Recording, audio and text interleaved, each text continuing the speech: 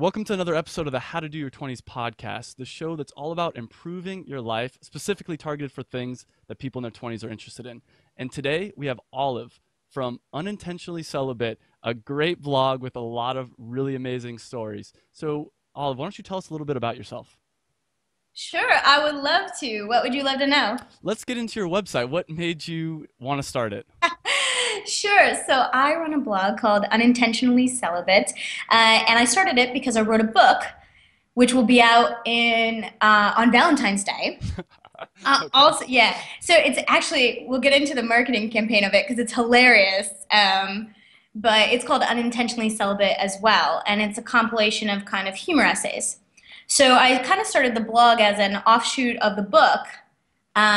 And really, it just boiled down to I had a lot of kind of either funny stories or motivating thoughts. And I was like, I really need to share these somewhere. So that's kind of how it all started. Now, I know you hate this question, but now I have to ask, so what do you do? What do you at? What do you do What do you do? other than writing? What do I do? Well, sometimes I do yoga, Uh-huh. as you know. I do a lot of things. Words are kind of my art. So everything that I love and also my career involves words, the art of words. So that's how do you deliver your message in a way that's either funny or motivating or clear, basically. So everything I do involves that. So are you asking me how do I pay my rent? Sure, let's get into that.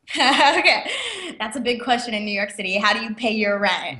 And the answer can always be so interesting. I actually teach professionals how to communicate. So I teach people how to do public speaking, presentation skills, or anything in the realm of communication And is how I pay my rent. for those people that don't know, I know Olive hates the question, what do you do? And she has a whole talk about it.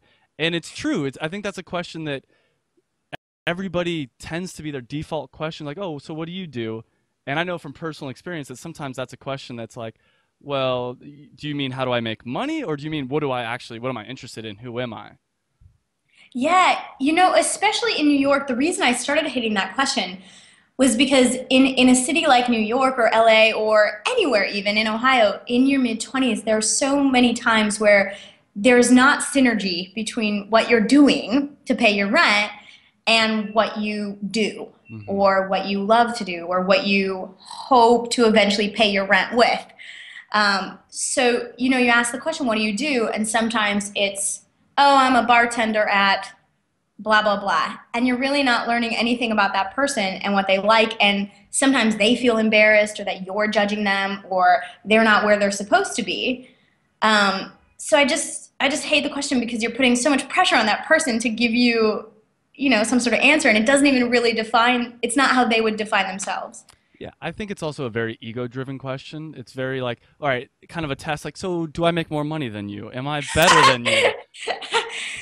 And Yeah. I see people get very defensive. It's like, oh, so what do you do? It's like, oh, well, I'm this big important person. It's like, it's such a weird question to ask, especially for our generation, I think. Yeah, definitely, definitely. Or it's like, oh, I love when people like title drop, which is fine. Like if that makes you feel confident, great. But it's so funny because you'll just see somebody be like, oh, well, I'm the VP of blah blah blah blah blah blah blah blah blah blah. And I'm like, cool, Hmm. but like I hope you didn't feel like you needed to say that to impress me. Actually, one question I always ask is, do you like your job? And it's interesting the responses people get, especially when they have that like that VP or like something like, does your job make you happy? And they'll be like, yeah, I have this high level job. I'm like, oh, are you happy with your job? And they're like, yeah, I think. And I'm like, okay, good for you. Yeah. You see their face kind of waffle with like, what should I say? Yeah. And then it's like, should I say like no? And it's like, yeah, yeah, it's great. So let's get into it. And my big question for you is sex overrated? Well, I'm not having it, so how can I answer that I question? guess let me rephrase that. As a society, do we put a little too much emphasis on sex? How do you feel on that? Well, let me tell you, I'm not an advocate either way. In life, I'm an advocate of just be who you are and find out whatever works for you. And so long as you're not hurting anyone, like, do you. So if you want to be having sex every night with casual partners and you feel cool with yourself doing that, like, cool, that's your prerogative. And if you're unintentionally celibate like me, that's not my prerogative, but that's just what happened. Yeah. You know, that's okay too. On a societal level, I think, you know, it's interesting. I'm going to answer that by saying some of the responses I've received on my blog, which is that a surprising amount of people are not having sex.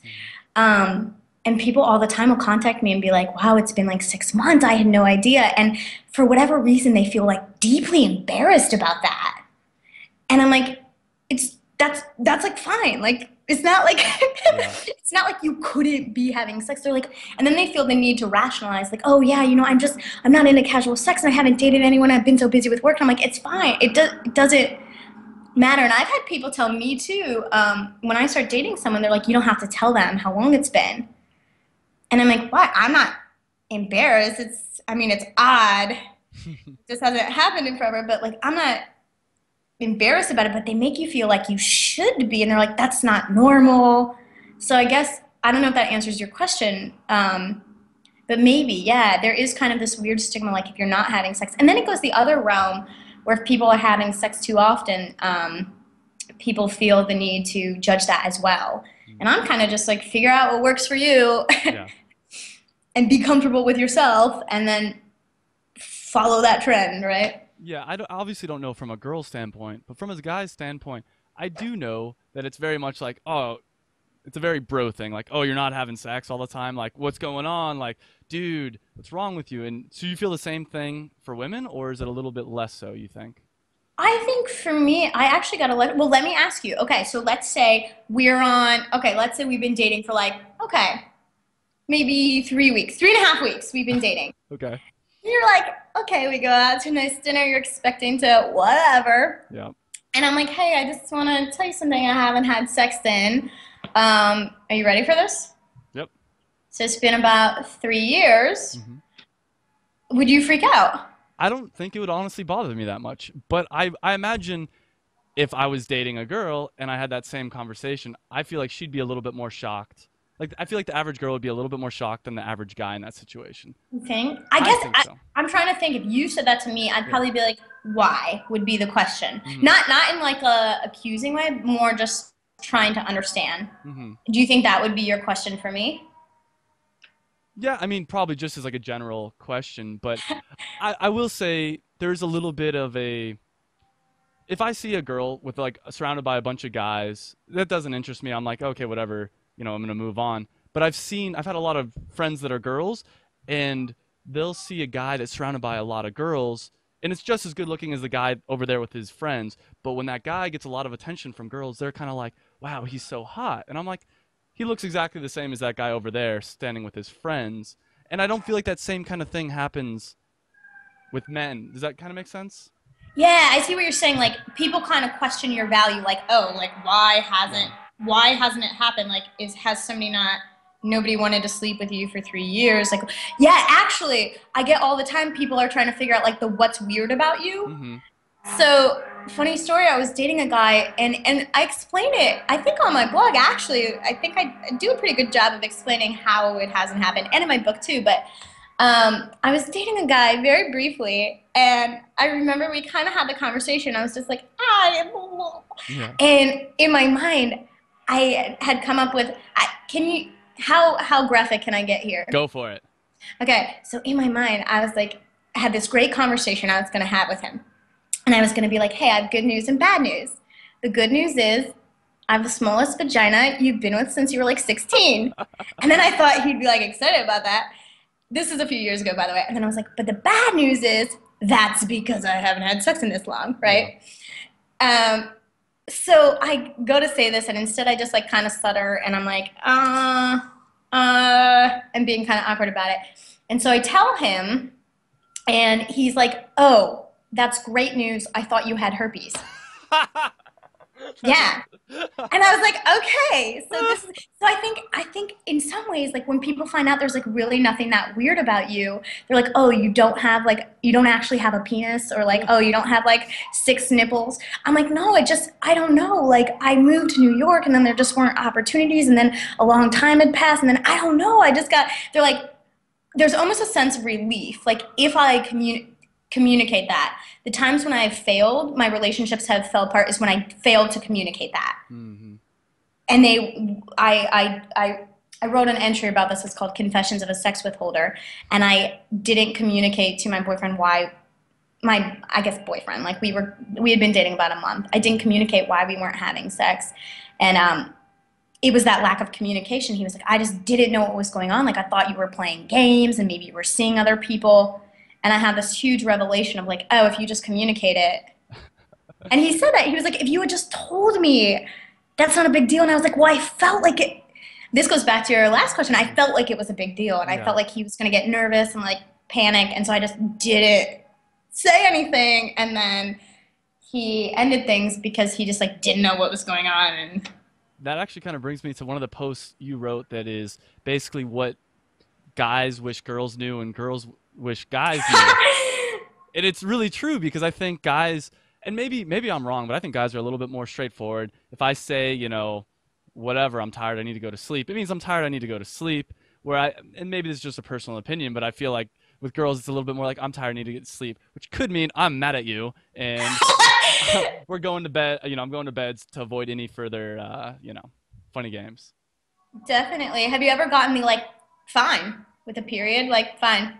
Yeah, You know, of girls course. are girls are classic at like, okay, that's like that's not okay, Yeah. but she's just like, okay.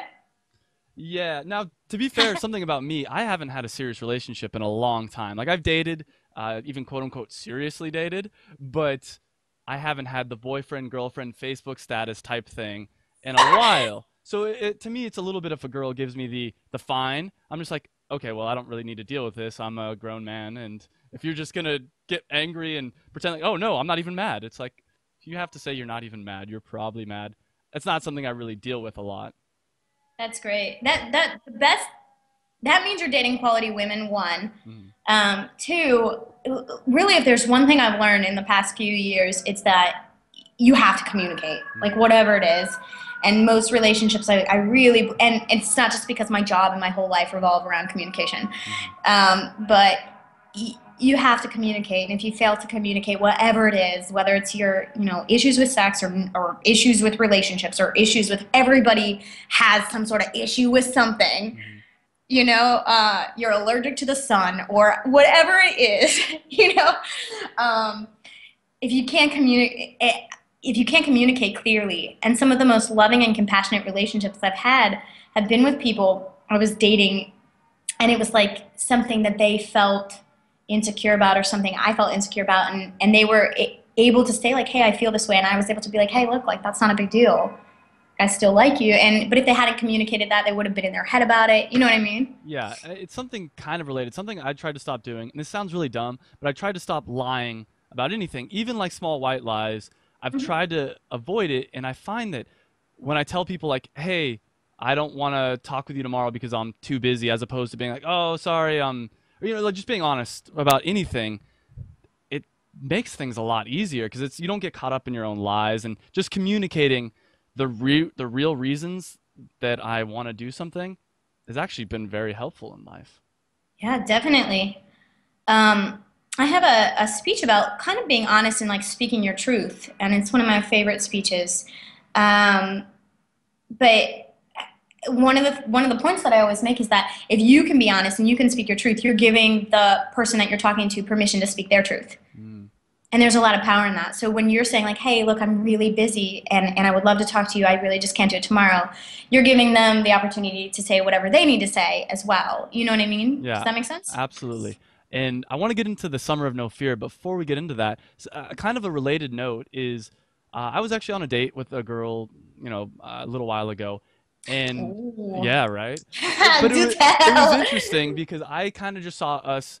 Well, I was interested in this girl at one point, but then I just saw us as friends, And I think our second margarita into it, she just looks at me and she's like, so what's the deal? How do you see me?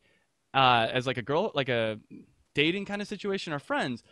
And I was flabbergasted because usually I feel like people really hold that in tight. They don't say anything. They kind of feel it out. And it was in that moment that I was kind of like, yeah, I could see us dating. But if she never would have said that, I kind of assumed we were friends based on previous things that have happened. So, no, it's really true. I think that a lot of people, they don't want to talk about things. They don't want to say things out loud. But in that situation, one of two things could have happened. She could have said that, and I would have been like, yeah, no, I don't see you as dating material. And she would have known, okay, well, I'm not going to waste my time anymore. Or the thing that happened, it's like, yeah, I could see us dating. So, that being said, let's get into your Summer of No Fear, because that's one of my favorite Definitely. stories. Cool. Yeah. So, what started you down the path of the Summer of No Fear? Should I explain what the Summer of No Fear is? Yes, get into it. So if you're listening and you don't know what we're talking about, the Summer of No Fear is basically a summer where I decided to do a bunch of ridiculous and insane things that I was really afraid to do.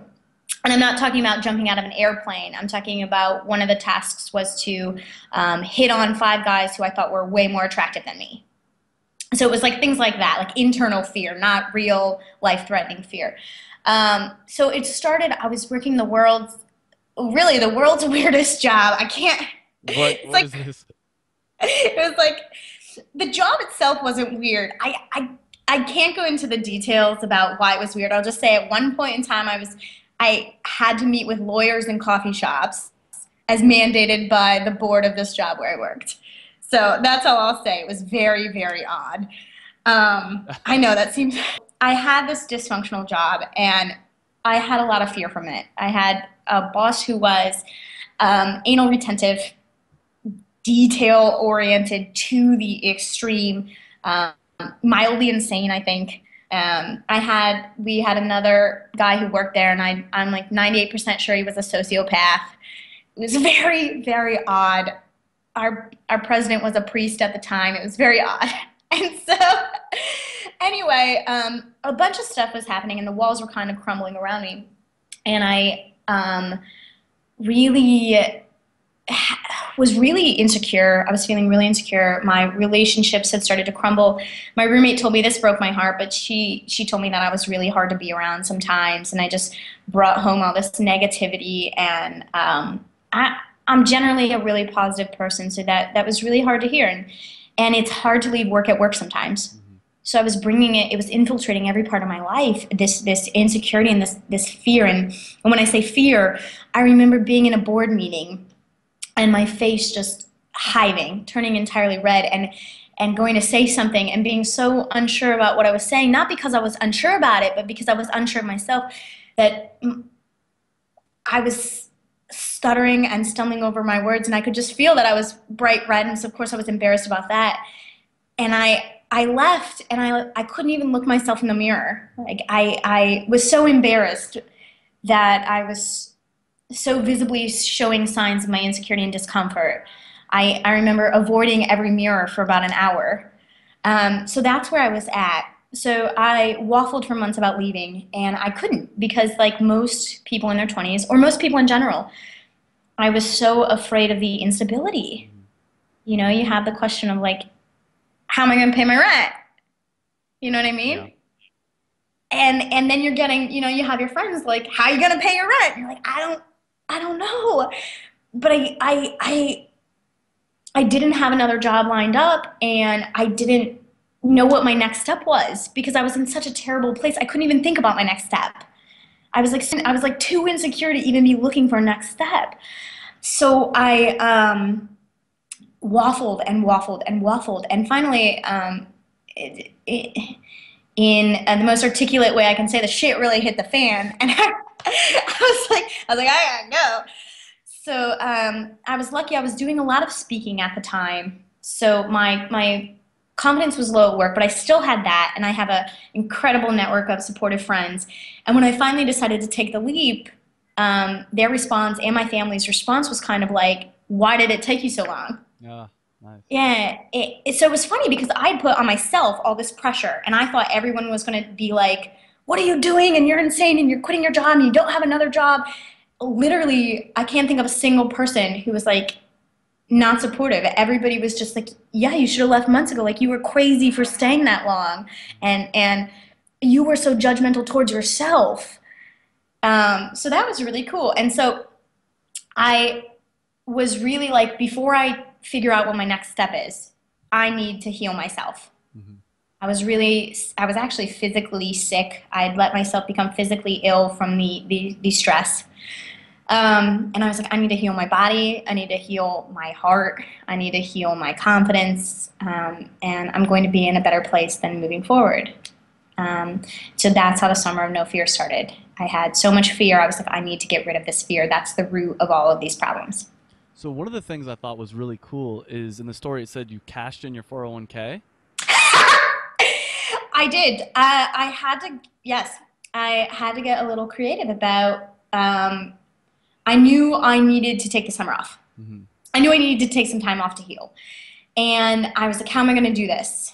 And I had a retirement fund through my job, and I decided that the best thing for me to do was to cash out my 401k and live off that. And it was the best decision I've ever made. That's really interesting because something me and a friend were talking. My friend's extremely successful as far as business goes, and at the time I was still working in my typical corporate job. I still have a 401k, but I finally stopped putting money into it because I realized at this point I think I was 22, probably 23, and I realized that the 401k I'm not going to cash out until I'm 65, which is double as far away as I've already lived in my life. So my life that I thought has been really long, I still have not one more of those, but two more of those to go before I could cash it out.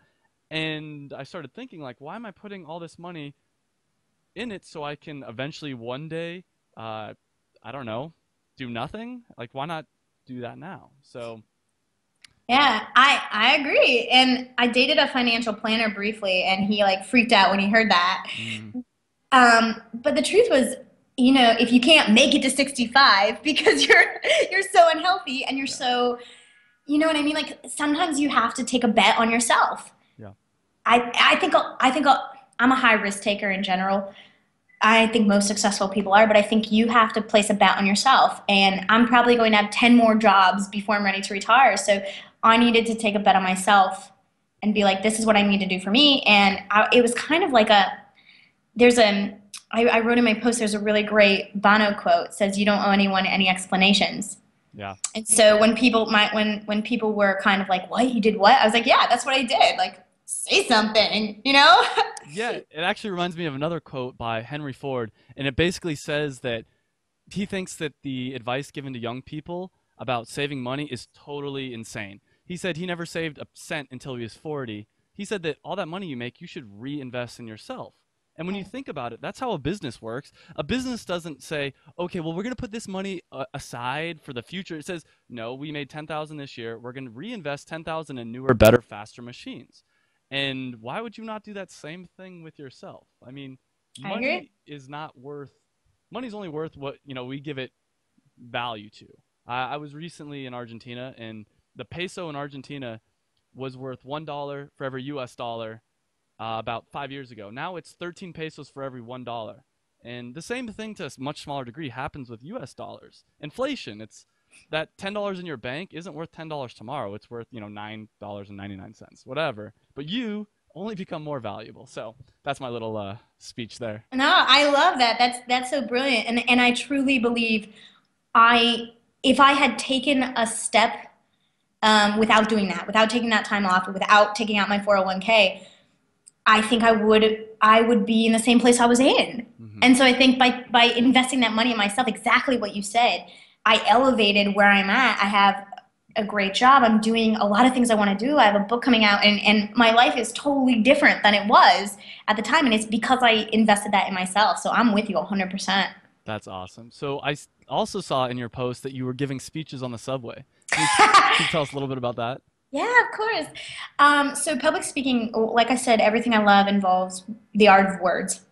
So I do a lot of public speaking. It's my passion. It's my hobby. It's incredible to be able to motivate people or make people laugh with your words. That is my gift, and I'm so grateful I get to use it.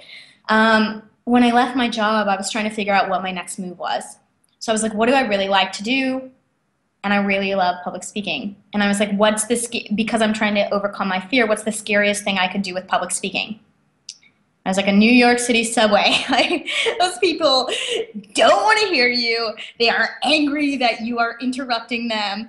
And it's an audience that's not expecting you. Mm-hmm. It's easy when you're speaking to an audience that they know you're going to be speaking to them. They're looking forward to hearing you speak or whatever. When it's an audience that doesn't want you to be speaking to them, it's a totally different challenge. So I was like, I need to do this for me, right? Overcome my fear. So the best thing I did was I invited 2 friends to come with me. And there's a long like on one of the subway lines in New York, there's like a long 7-minute gap between the 2 stops. And I was like, I'm going to do it then. Nobody can get off. And they're kind of like, the doors close, and they're kind of forced to sit there and listen to me. So we get on the first one, and it's really crowded, and I'm like freaking out. And I had just left my job, I think maybe like 3 weeks before, and I get on with my friends, and I don't say anything. And my friend looks at me like, are you gonna say something? You talked all about this Summer No Fear, and she just says like, hey, Summer No Fear, man. And I was like, okay, you got to do it. I was like, you have to do it for you, but she was doing a Summer of No Fear too. So I brought a few other people into my challenge. So I was like, you have to do this for her too, because you have to accept the challenges you made for yourself, and you have to show her that she can accept the challenges she made for herself. She's like, you have to do it. So I just started, like the first word I said something to the effect of like, ladies and gentlemen, that's how everybody starts in the New York City subway. It's like, ladies and gentlemen, I'm not asking for money, and if you want to put in your headphones, I would really appreciate that, because the less people who are listening right now, the better off I feel. So people are like, what? And I told them why I was doing the speech, and then I gave a speech, and then we went uptown to the stop, and then we just took the exact same train downtown, the same 7 minutes, did it 6 or 7 times.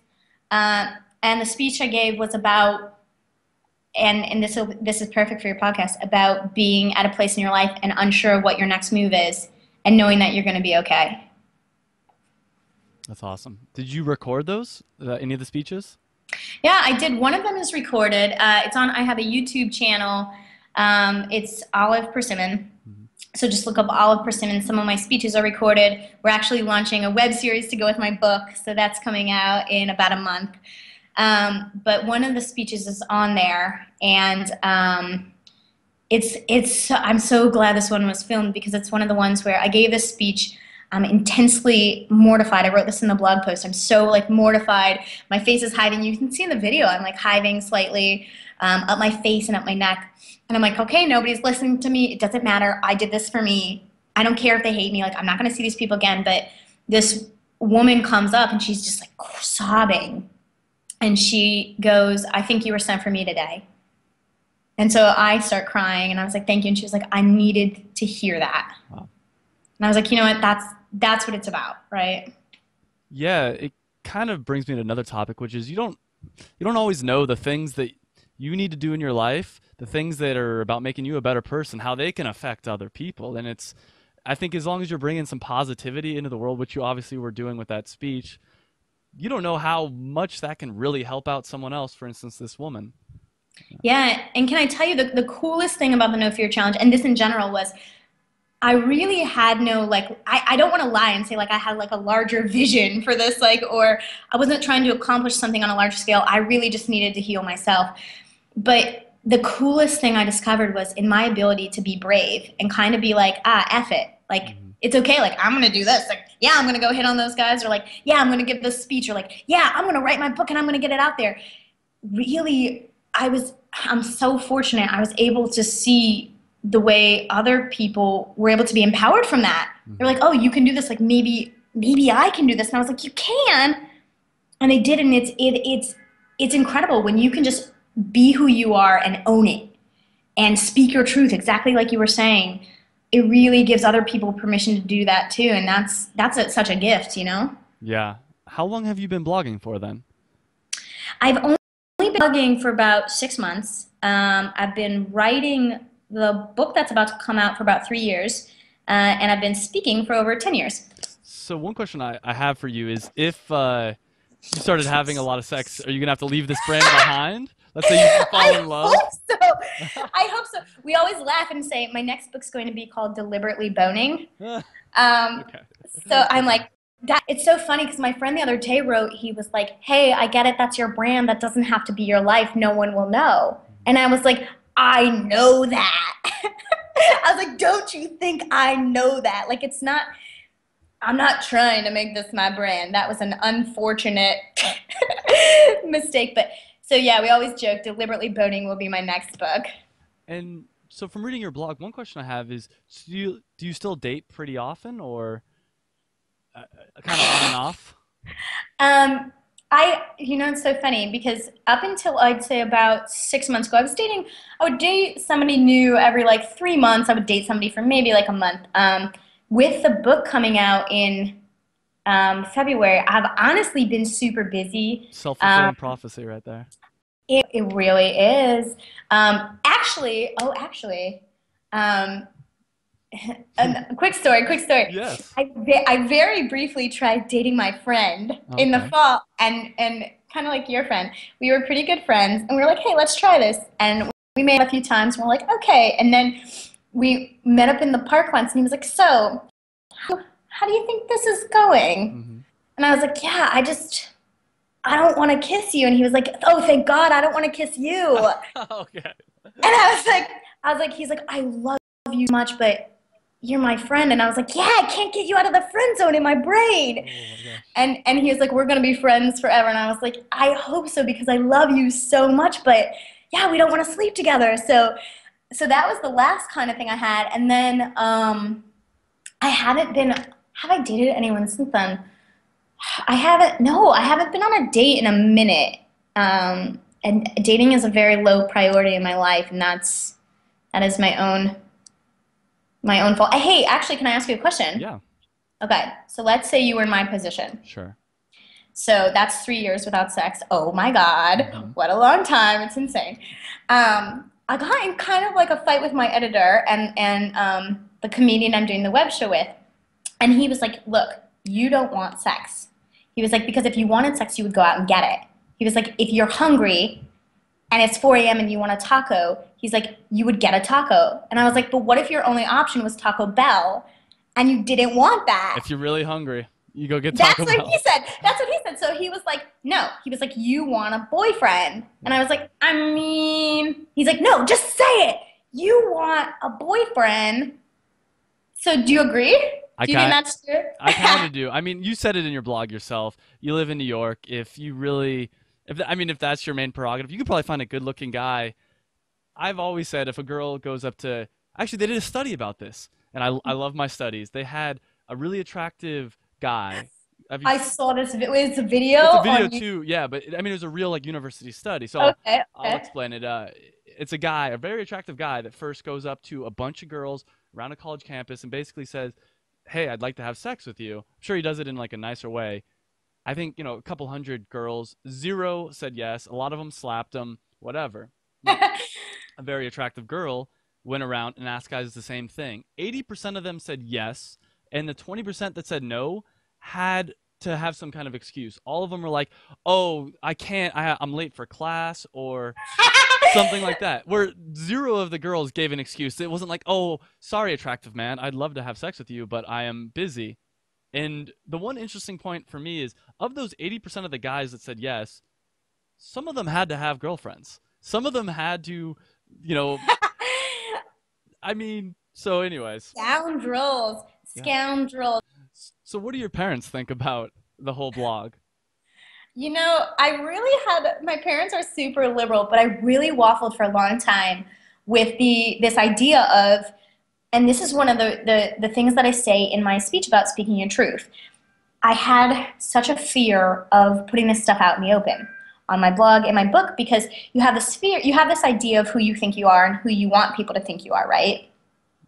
And the minute you start talking about, you say stuff like, I was feeling insecure, or you say, I was feeling vulnerable, or I was, thinking about this, you immediately think, are people going to judge me? Hmm. And I say something in my speech like, are my parents going to be disappointed in me? Are strangers going to think I'm antisocial weirdo? And I sincerely believe this as an artist, you have to speak the truth. Hmm. And so for me, I had to come to terms with the fact that, look, I'm going to write this. This is what I'm writing about. This is the truth. This is how it happened. This is how I felt. And if that makes me look bad, that's fine. And it's so funny because I've had like 13 chats with my parents about it. And my mom's the greatest. My mom was like, I'm tired of having this conversation. She's like, I don't care. She was like, I was doing way more stuff than you ever do. Like, because my mom was like crazy when she was younger. Yeah. And so she was like, I don't care. She's like, I'm proud of you. I'm not worried about it. Why are you so worried about it? And my dad, too, my dad was like, it's not a big deal. Like, why do you keep bringing it up? And I was like, hey, in my book, I'm talking about, like, how I used to cyber as a kid. Is that going to be weird? And my mom was like, no, it's fine. And so, but it's hard. And I've had, like, former teachers read stuff, and my aunts and my uncles and some of the guys I was dating's parents. Really? Yes. And you feel really awkward.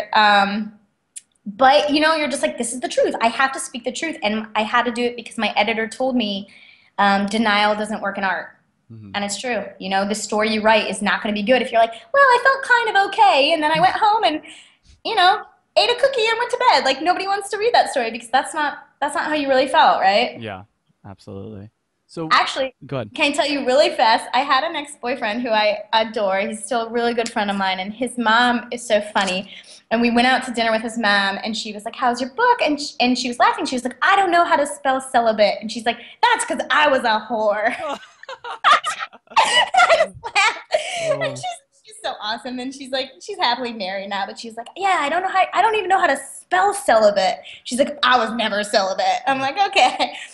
It is kind of funny because, as you're saying that, I think we like to see our parents' generation and older generations as like, oh, they were so much tamer than we are. And it's not true at all. No, definitely not. I know my parents were having way more fun than I have. Like, my mom when I was 18, I remember I wanted to kiss a boy at my school, and she was like, stop being such a prude and just kiss him. Yeah. I was like, oh. Okay. So what would your advice be for someone that's looking to start a blog? Would you just say just go for it, or? Yeah, definitely. I would say I think you need to, one, just start writing. Mm-hmm. And I think when people try to write or share their content in whatever fashion, they work so hard at making it perfect. Mm-hmm. It doesn't have to be perfect the first time around. It shouldn't be perfect the first time around. You're going to grow. And I remember the first thing I released on my video blog and on my blog, I was like so nervous, and I'm like, people are going to read this and they're going to stop following me if they think it's terrible. And that's not true. That's not the law of the internet. The law of the internet is it's just going to increase. Your followers are going to increase. So first piece of advice, just write. It doesn't have to be perfect or awesome or profound or funny. Just get something up. And then the second thing is, like I said, speak your truth. You have to be honest. You have to talk about whatever resonates with you. Don't constantly be thinking, what's so-and-so going to think, whether good or bad. Like, if you're writing too and you're on you're being preachy, and you're like, oh, people are going to think this is so brilliant. That's not good either. Just write your truth. And the third thing is, if you feel uncomfortable doing that, I would advise people to use a pen name or a pseudonym. And then I think it's much easier to produce content. You don't have to share it with all your friends immediately, right? Mm-hmm. So I would just say put a blog up, choose a name you always fancied, start your blog, write for nobody but random people on the internet, and then when you feel comfortable enough, and I hope everybody gets to that point, then you can share it with other people, right? So I want to get into your book a little bit. And what was the process like making a book? I didn't start out with the intention to write a book. I lived in Cleveland at the time, and I went into my job, and I was on a date, of course, and I actually literally choked on a hot dog. So it's funny because Okay. my friend, or my date, I guess you would say, he was like he had seen another one of his friends he saw another one of his friends at the bar. So he turned and he was like talking to his friend. So it was a gourmet hot dog place. I took like a giant bite of my dog, Yeah. and it had like peas on it and truffle mustard, and it got stuck in my throat. And I was like, oh my God, I can't breathe. What do I do? So I look, my date is talking to his friend. I'm like, I don't know what to do. I don't know what to do. It's like, I'm just going to take a sip of my beer and hopefully it'll go down. I do, it doesn't. The beer gets stuck and I was like, oh my God, I'm literally like becoming asphyxiated. Yeah. So I'm like, oh my God, I should go to the bathroom. I'm glad I didn't because that's the #1 place where people die from choking, by the way. Good to know. Good yes. To know. So don't ever go to the bathroom. So I was like, okay, you can either be embarrassed or you can die. These are your options. So I turned to my date and I was like, you know, the universal sign for choking. Yeah. And he just goes, oh my God, you're choking. At that point, I hadn't been breathing for about 30 seconds. So I needed to do something. So I Heimlicked myself on the bar. Wow. Like I just fell on the bar. So the bar was like lower. I fell onto the bar at an angle like this. And then I spewed out hot dog and beer. So how does that relate to my book? I go into work the next day and I was like, my colleague was like, how did your date go? And I was like, fine, until I choked on a hot dog. And I start telling the story and she's just laughing and she's cracking up. She's like, you're hilarious. You need to record these somewhere. And I was like, okay, whatever. And she's like, no, I'm serious. Like, you really should write a book or something. And I was like, okay, fine. So I started out really casually writing, and I write like half a story every like 3 months. And then before I knew it, I had quite a few stories, and I was like, you know what? I really should write a book. Like, I really should try to put this together in a book. And then I became more aggressive and serious about it. So it all started with a hot dog. Who knew? That's an amazing story. And is it going to be an ebook only, or will it be like a bound book as well? Yep. You can buy it for. So actually, can I tell you, we're doing. It's going to launch around Valentine's Day, and I'm really excited. You can buy it as an ebook, or we're trying to sell it as a Valentine's gift for your friends. So the marketing campaign is 50 Shades of Grey is coming out on Valentine's Day. So there's going to be something that's like for everyone who wants to sign a contract so that their boyfriend owns them, buy this book. And that'll be 50 Shades of Grey. And that'll be like for everybody else, my book. And then it'll be something like you could sit around and be sad on Valentine's and eat Ben & Jerry's, or you could laugh, buy this book. Yep, you'll be able to order it on Amazon. You can order it off my website. It's unintentionallycelibate.com. It'll be up in beginning of February. All right. Mm-hmm. And I'll put a link in the show notes so everyone will know when to get it. But anything else before we end the episode? No, thank you so much for having me on.